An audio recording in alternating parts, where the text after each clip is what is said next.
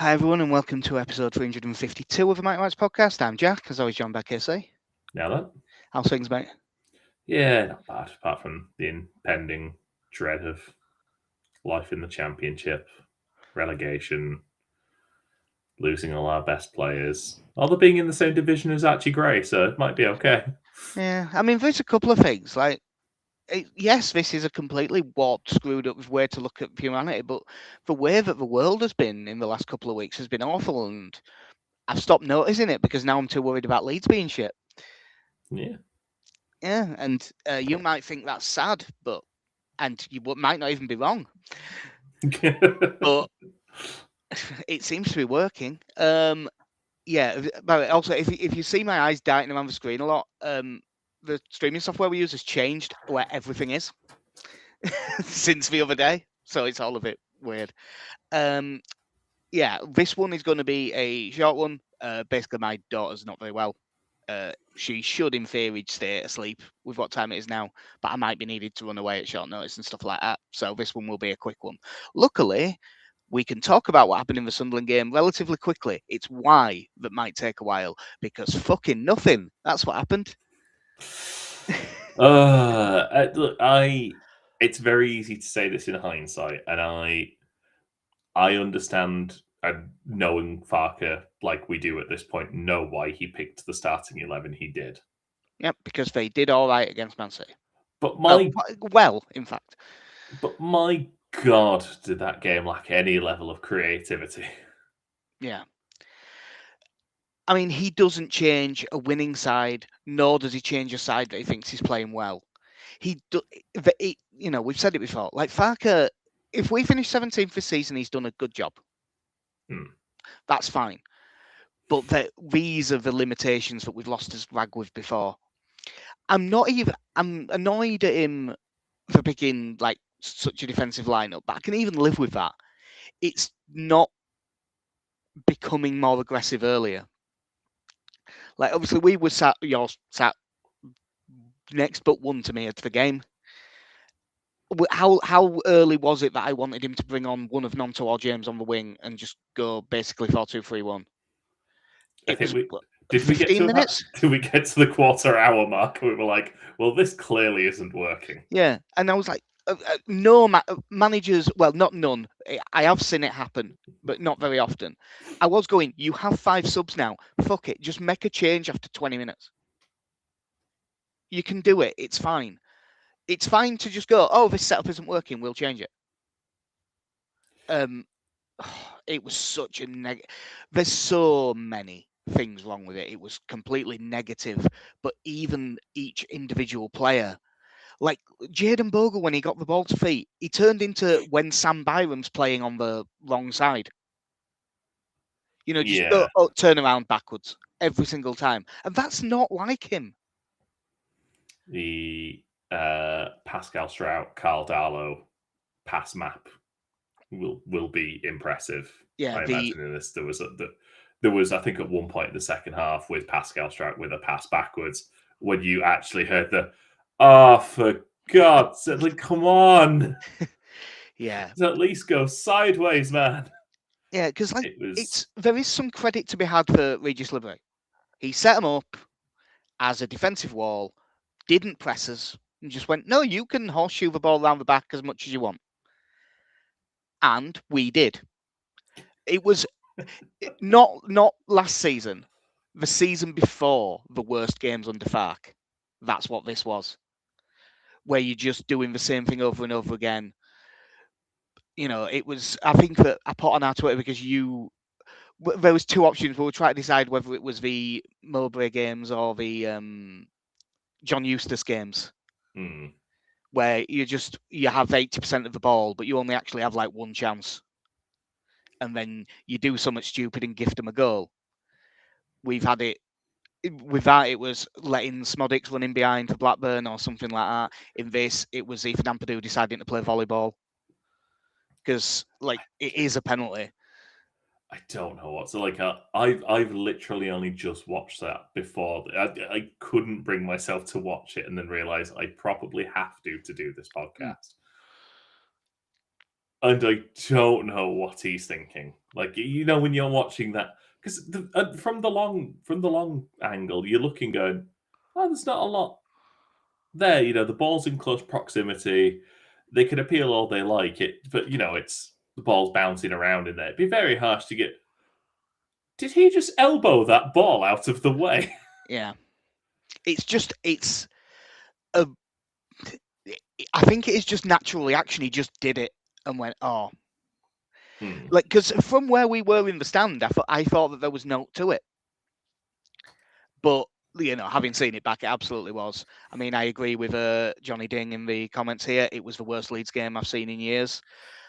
It's up there. Like, because, like, the ones where we screwed up back end of last season, like Swansea and stuff with it all, it wasn't as poor as that. Those games we had chances and missed them. This, we... Did we have an actual, like, really good chance? When your best chance is a cross, and that Dan James ball across the face of goal, I think is probably the best chance. Yeah, at the end there was a header on target from the long throw, and because the header was from quite close range, if it goes anywhere other than straight at the keeper, it is a decent chance. I mean, the best chance was denied to us because, yes, we can talk about how bad our setup was, and it was, and that Sunderland defended really well, and they did, and that Regis Labrie shithoused the game, and we fell into every trap that he set. All of those things are true. We did also get completely fucked over by, not by VAR, because that's not a conscious thing, but by the operator of VAR. Because even the most died in the wool Sunderland fan I've heard, and Sunderland fans have been weird on Twitter, but even they've been going, oh yeah, it was definitely a penalty. Ball goes in, Pascal Strout's got the run on 09, grabs him around his neck, pulls him to the floor. And there's some people going, he went down a little bit early, a little bit easy. Well, you would, because you'll get a penalty if you do that, because you've been very clearly fouled. Why would you stay up? That would be silly. I think you got that up during the game. Yeah, for some weird reason, I don't know if it was because there was a lot of day trippers there that night. You could tell, one, by the atmosphere, but two, by the number of people around us who got lost going to their seats. Alphabet and then numbers. Shouldn't be that difficult. But I had loads of signal, which I never have in Ellen Road, so I was able to get that up in the ground. Yeah, and when you're just watching something in sheer disbelief that, sorry, someone, and look, you can. Yep, that sounds about right. That's about how today's gone in terms of work and my daughter being ill. So we'll see later on whether this is me frozen and I can't see anything, or KC's frozen. We'll find out shortly.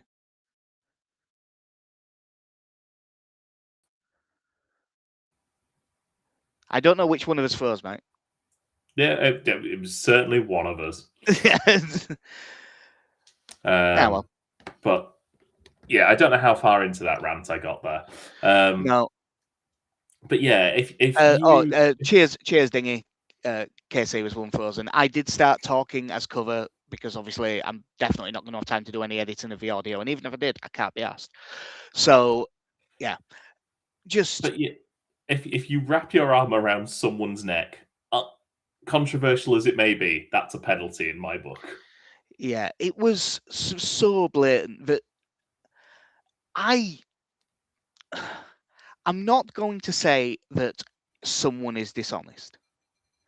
But, like, I find it hard to believe that you can be incompetent enough to watch that and not give it. Like, I just don't see how that's possible. This unfortunately, Occam's razor is cheating, and if he's not cheating, it's that they should not be allowed to do that job anymore. You saw the stuff that the decisions that weren't being given last weekend in terms of the handballs, the holding at corners. I mean, Sunderland were one of the ones that got screwed over. They had an absolutely blatant penalty turned down in the previous game. Like it's it will go on, and it's never going to go away. But that there is no one who can come away from these this last week of Premier League football and go, well, VAR has really showed its value here. Yeah, it's ridiculous because that was always the excuse for things like this never being given at corners and free kicks crossed into the box and stuff.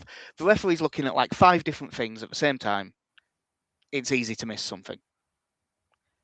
That excuse doesn't fly anymore when you've got VAR and it still just gets missed. It's just bollocks. And this is why, just fucking bin it off. Because if a referee misses that, I'm not still ranting about it now. I'm like, fucking hell, he's missed that. I'm not nearly as furious as I am now when they've been able to slow it down, watch it 12 times and still get it wrong. Just get rid of it. Oh, but don't worry, there'll be a letter or something. It's again that thing of just, you now live in a world where, well, this is a foul to this person, so we will allow it to be a foul. But this other person arbitrarily deems it not a foul, so the other people are going to say, well, in that case, it's not a foul. Yeah. And you have this thing now of where you've overcomplicated such simple rules. Yeah. I don't remember holding at corners being such a thing in 2005. No, I mean, it happened, but it wasn't this structured. Basically, set pieces have got too good. And on top of that, the decisions just aren't being given. And yet, you now have several camera angles of Declan Rice just bear hugging people at corners. Now, I mean, that was 2 penalties: a foul and handball. You just get like, how like what is the purpose if not this? And they go, well, it's not strong enough for us to overturn it, so therefore we also deem that to be a correct decision. You're like, well, that's not a correct decision, though, is it? Like, let's be honest.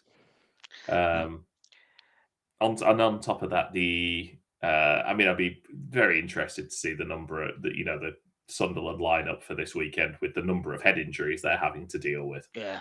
I mean, they've got no one left.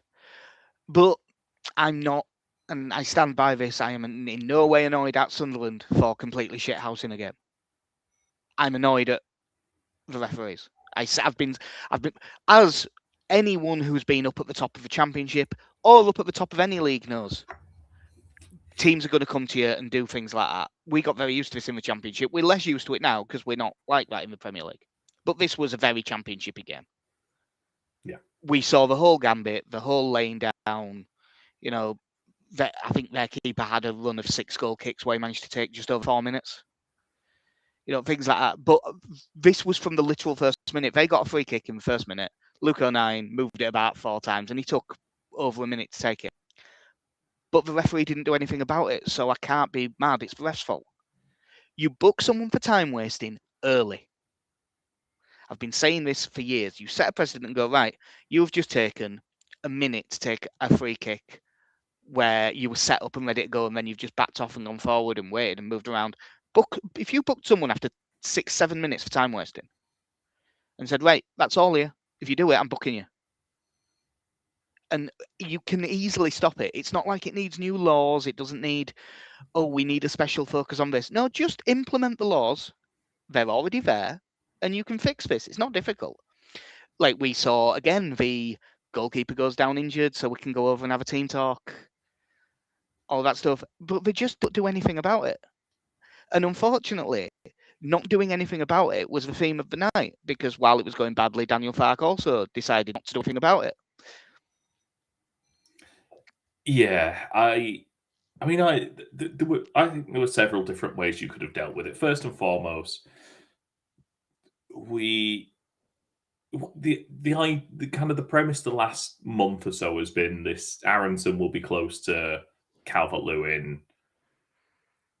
The Stack as sort of a nominal right midfielder is a bit of a weird one, and I don't think it Yeah. suited him at all. No, But he didn't have his best day at all. Even his his set pieces, which his ball striking is normally excellent, he took some stinkers. But I, by the end, was sort of looking, going, I'd have basically put out the championship team, gone 4-2-3-1, and just Nonto on the left, James on the right, Aronson at 10. If you want to do Ampadu and Stack as your holding mids, or Ampadu and Gruev, you could put Tanaka in there. But just He's the one. He's the one that baffles me. He would have been really suited to that game. And I understand him not starting. I knew that was the team roughly he was going to pick. We said so on the podcast before it. It was for not changing to it. I know Tanaka had a couple of bad games, but Gruev was one so negative, and we didn't need two holding midfielders in that situation. But he also, on top of that, was having a shit game. And just left it for so long. I thought it was quite glaring, to be honest, that that either Tanaka or Longstaff didn't come on in that game at all. And I'd have rather had Tanaka, because I think he's the more attacking of the two. I thought Gruev was the first one off, but that being the hour mark. Yeah, and I also thought Metcheron as the first sub sort of locked you into a system, because you couldn't bring Calvert-Lewin off, because one, he's not starting this weekend in the cup. Yeah. So if you'd have brought him off, especially in that game at any point, you're going to get pelters for it at the bare minimum to take off your top scorer. We've tried Metcher out wide, and it doesn't particularly work either. So we had the two up front, and we didn't really do a whole lot with that. No. And then you went with the wingers, two players who have barely played any football, for different reasons, but two players who barely played any football in months. And again, it's here, go fix this. Yeah. Help. Yeah, so we finally get the wingers. I've just checked. That's 74 minutes. Jesus. That's the bit where we finally get a little bit of joy. Mostly from James being an option on the outside, and he got a couple of balls in, things like that. Nonto, he had a really sloppy first couple of minutes, but then he got going, and he looked quite lively. If a team is sat deep, narrow, just defending their box, the space is wide, you either need an incredibly tricky player to play your way through, which our best option for that is probably Buonanotte, who he didn't even put on the bench. So we're starting to get a little bit of joy out wide. You can drive the ball in, get loads of crosses in. It can be a bit samey. It can turn into the 10-man Wigan game. But that's where the space is. We were at least doing something, because we were able to double up on the outside, because you had Bogle and James, and you had Goodmanson and Nonto. Well, that's the only bit of joy we're getting. So what does he do? He takes off Bogle and Goodmanson, brings on Peru and Biol, and basically plays like one centre-back with Strauch and Roden sort of stepping out. So we were getting a little bit of joy of a 2v1, doubling up on the outside, having two, basically a fullback's pushing up and being two out-and-out wingers on that side. That was the only little bit of joy we're getting. So we removed that. Look, I say, I've been saying it for 3 years. His in-game changes, Daniel Parker is like really bad at. I cannot believe that he thought that was the right thing to do in this situation. No, it was. It was ridiculous. Like, I could have understood it if, again, Peru was coming, because I think one of the other problems, especially with the 3-2 fuck it, is brilliant, but they're just putting everyone in the box, and now you have an entirely cluttered penalty area. Yeah, and you're just chucking more people into that very limited space. Yeah. And yeah, I get it that the hope is that you'll win a header or something in there and it's fine, but yeah, I mean, we ended up in a situation at one point where it was Willie Gnonto exchanging passes with Joe Peru about 25 yards from the Leeds goal. Yeah. Don't forget Joe Rodden's overlapping run on the right-hand side. Oh yeah, it wasn't a great pass, but if it had been a winger, they'd have probably got there. There was almost a moment, I think, was it Dan James who played it in for him? I don't think he even had a moment of going, oh, that's Joe. Yeah. Never mind. I think it was Peru's ball, actually, and I think he thought it was going to be Dan James, and it just wasn't. But the truth is, we deserved nothing out of the game. The problem is, the reason the result feels unfair is because Sunderland also probably deserved. Like, it was the most 0-0 I've ever. As much of a 0-0 game as you'll ever see, and we endeavoured to lose it 1-0. We have seen this before. A team comes for a 0-0 and wins 1-0. We've seen it 20 times in the last 5-6 years. Yeah. It's happened before, it'll happen again. I think the disappointment in it was that simply from, me pulling up a website can go, well, Sunderland are the 4th worst team away from home in the league. Why are we playing for a 0-0 draw here? Yeah, it was, because that's very much how that felt. Well, we were, and we looked, and again, when you're looking, going, Luke O'Nien is having to start a Premier League game. They've got, a relative child in goal who's not played a whole lot of football. Like, if ever there is a time you're going to beat this team, that's your opportunity. Go take it. And this isn't something that, it's Leeds on speaking out of turn, they're so overconfident. No, we happened to be talking to a Sunderland fan on the walk down. I saw what happened on Twitter before the game and when the lineup was announced. The Sunderland fans were the ones saying, "Oh, we're screwed here." Yeah, Granit Xhaka's back on the bench because he's not fully fit. Like the Sunderland fans were the ones saying that's been when I said the Sunderland fans, they seem to be in this weird misapprehension that Leeds fans are really overly confident when we might be the most pessimistic fan base in any sport in the world. Like, just full stop. My timeline today on Twitter has just been full of betting slips on Leeds United to get relegated. That's all it's been. I mean, that's them sorted. They've got 40 points. They're good to go, and we think we've got a kind draw in the cup. They've got Port Vale. It could turn into a seriously good season for them, and they can actually focus on it. There has been a bit of talk all over Twitter and stuff of, well, if we stay up, do you keep Parker and stuff like that? And I don't think now's the time. But, like, right now, gun to your head, do you think, regardless of division, do you think Daniel Farke's our manager next season?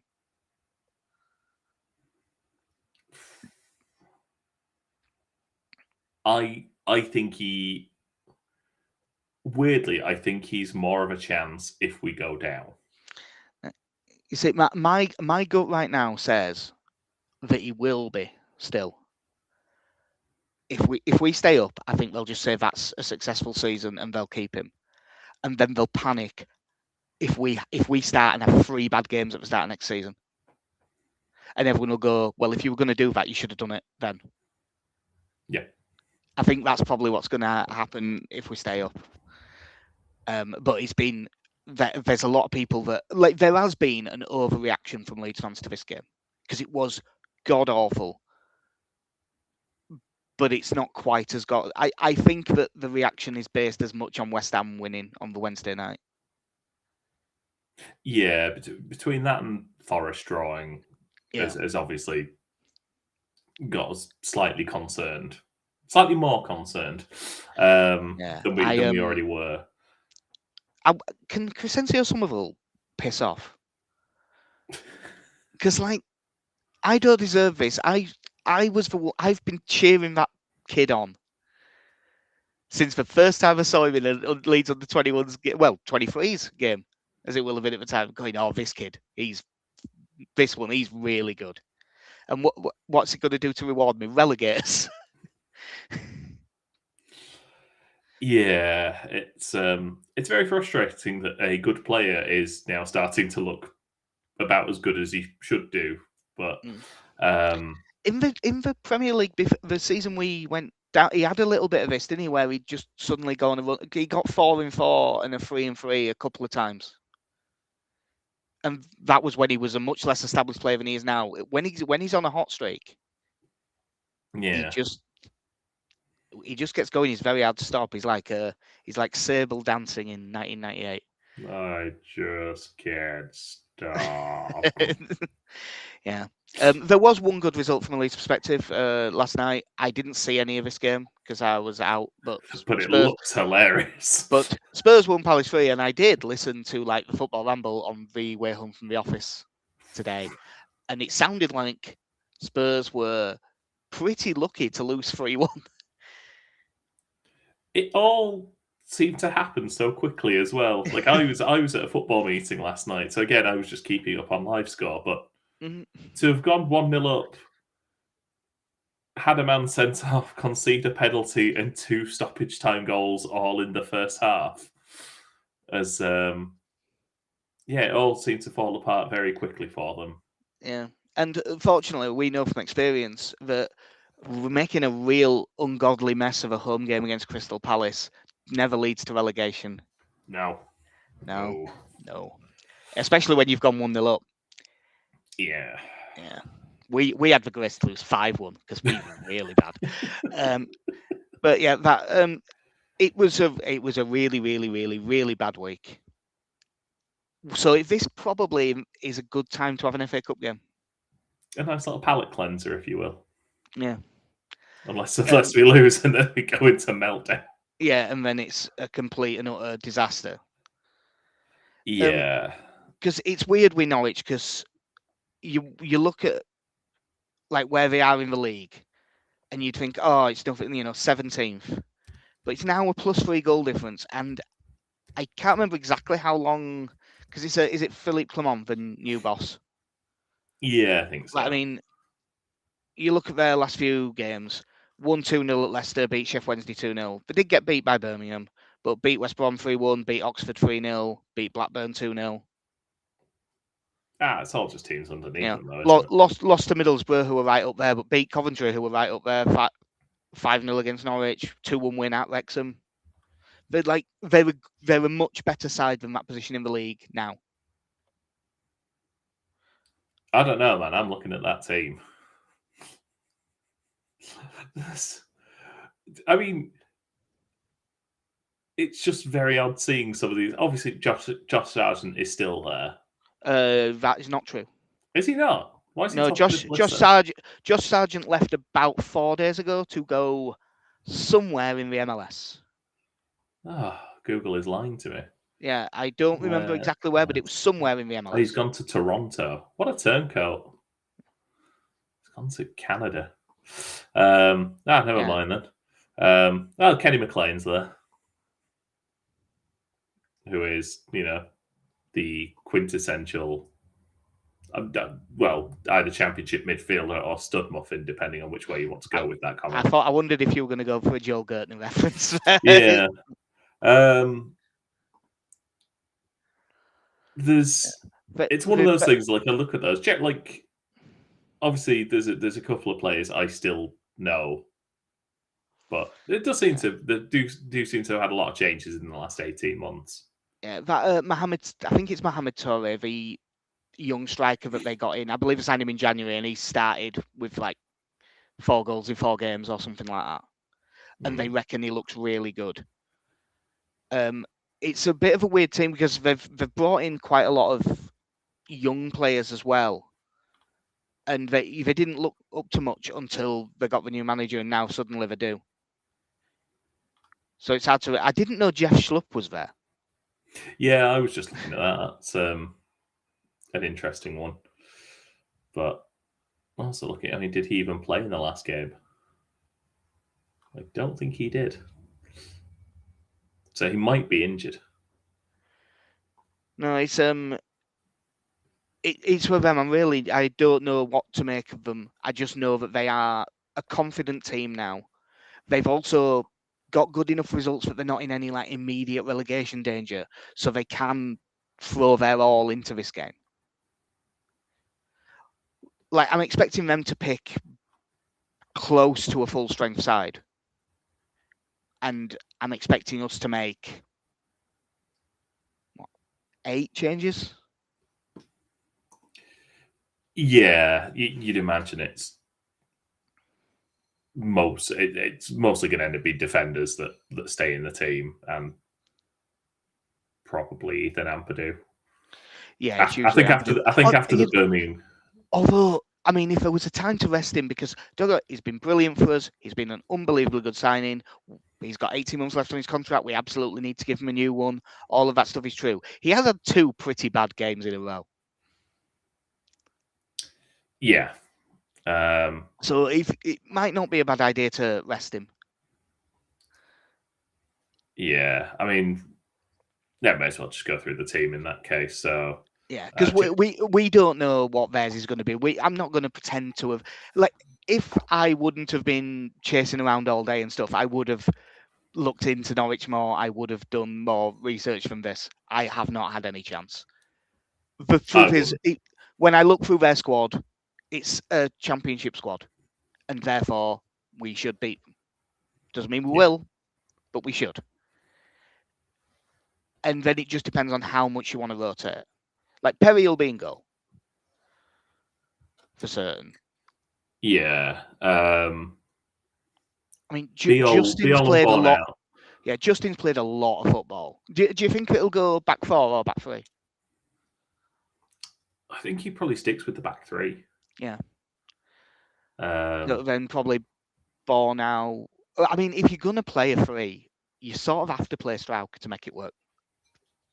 At least to make it work at its best. Yeah. And Justin's actually played more football than Strauch, because Strauch did miss a couple. So I'm going to go Bornau, be all Strauch. Yeah, and then it's probably. I mean, it'll probably end up being good. It'll probably end up being Goodmanson, because who else could it be? I mean, last yeah, probably last round it was Nonto and Goodmanson, wasn't it? Yeah, basically. You know what? Just go 4-2-3-1. It'd be so much easier. And also that it gives you a bit of freedom to. I think then you can play Metcher and Piru, which I think makes sense. Yeah, with Piru basically as the 10. Yeah, Nonto and James can actually play as wingers, and then he'll probably go Tanaka and Longstaff. I don't think he's going to do this, but he absolutely should. And then you can do Bornau, Biol. That's the way that you can. That's the way. If you want to rest Goodmanson, that's the way you do it. You play a 4 and you play James Justin at left back. Yeah, and you could, if you were going to play Ampadu, play him as a centre back. Yeah, I suppose you could play Ampadu as a centre back in a 3 as well, and then play Justin left wing back. Yeah, and then take him off after 60 minutes and put Goodmanson on. Yeah. Do you think that he might bring Buonanotte? Do you think there's a chance he brings Buonanotte in from the cold? I think he makes the bench. I don't think he starts him. Because I don't know how you go from 45 minutes in the last round to bollocks to you. I don't want you in my squad to go on, have another go. I think at this point, looking at the way he uses them, I think Nonto and James need the minutes far more than him. Yeah. I'm not ruling out one of them 2 playing as a wing back. It'll be Nonto, which I still think is daft. Yeah, but I wouldn't be surprised if, especially because Justin and Bogle have both played a lot of football, I wouldn't rule out Dan James right wing back. I also wouldn't rule out Sean Longstaff right wing back either. Is Sam Chambers fit yet? He didn't play in the last 21's game that I watched. If one of them was going to come in from the 21's, and don't get me, I do not for a second think one will. Jaden Leno has looked pretty decent. he looked a bit too suspect defensively for the moment to play first team football. But if one of them was gonna, it's him or that Reece Chadwick.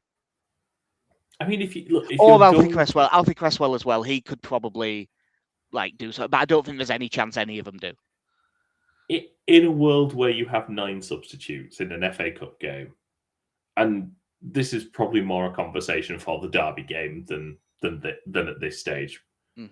But you could absolutely get away with putting two of the 21s on the bench and still having 7 first teamers. Yeah, I think there's an argument for having Leonu there, just because all of our left wing back options could do with a rest. Yeah. So just having him there as an option would be better. But I suppose, I didn't see the press conference today, but it sounds like it is just Okafor still that's injured. I tell you what, though, you're all looking pretty foolish now for wanting Jack Harrison to be sent away, aren't you? No. Look at him now. Look at him now playing alongside Moise Keane. Yeah, look at him. He got that assist in the last minute for Keane.